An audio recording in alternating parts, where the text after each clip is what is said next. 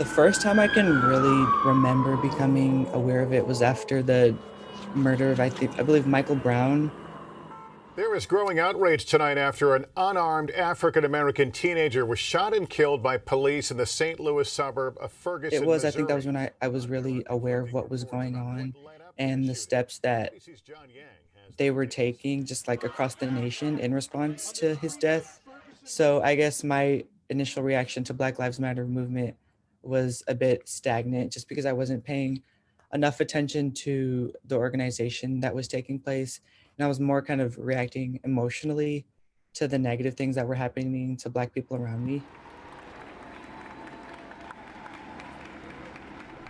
Miles is marketing chair of the Black Student Union.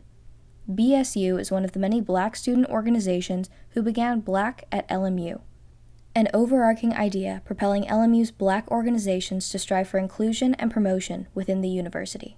It kind of sparked after the murder of George Floyd, I want to say To the protests, ranging from sometime in late May, early June.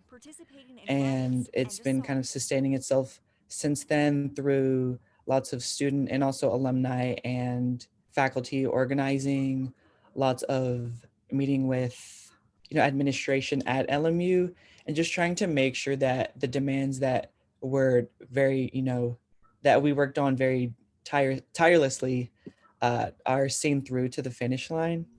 In August of 2020, Black at LMU released a list of demands related to admission and retention, supporting the Black experience on campus, and institutional structures. Okay, so as far as institutional structures, update curriculum to include additional diversity/anti-racism core classes for undergrads. This was brought up because we noticed that like white history or colonial history, I should say, is core, but we would like additional diversity and anti-racism classes to be added to the core so that students are expected, to kind of learn anti-racism and engage with diversity. Allocate no less than 100 million of upcoming capital campaign to fund Black initiatives. Hire at least 17 additional Black faculty and staff and retain current Black faculty and staff.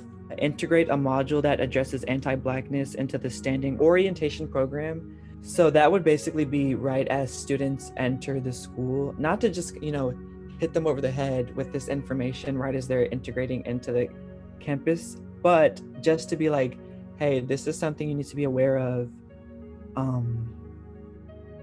And also just to eliminate the responsibility from students to have to teach non-Black students anti-Blackness, but to put it onto the faculty as well, because at the end of the day, we are not here to teach, we are here to learn, just like any other, student ethnic identity.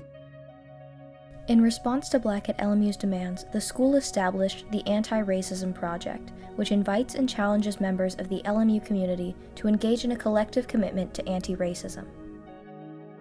And so what the institution has done with the Anti-Racism Project, it's not just a series of programs, it's a really intensive internal reflection where every unit is asked to engage in looking at what are we doing? How could we be better? How can we be more inclusive? Who's being left out? How are our operations supporting or not supporting students? How are we creating an environment where everyone can thrive? And so that intensive expectation that all units will engage in self-reflection, that's what we call our systemic analysis. And we ask every unit to report out. So we have, for the systemic analysis process, we have had 159 individuals go through this workshop that we have to help support this process, representing 72 different units across campus. And 11 of these units have already reported out on what their initial steps are. So it's not just talk, it's translating into action. People are coming together to be very intentional to look at what can we do to be anti-racist, to be proactive in looking at our infrastructure and who we are to be better for our students and for each other. A lot of people don't know that Black students at LMU have been trying to initiate demands with administration since the 60s.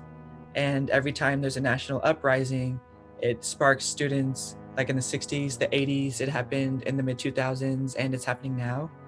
but I'm hoping that there's a more like concise, clear, structured plan from administration on how the demands, each of them and all of them, are going to be met, and if not, what we as students, undergrad and graduate students, as well as alumni and faculty, should do to ensure that no momentum is lost. And so I really feel like this is going to be the year where people are just really fed up and will do whatever is necessary to make sure that the demands are heeded 100%.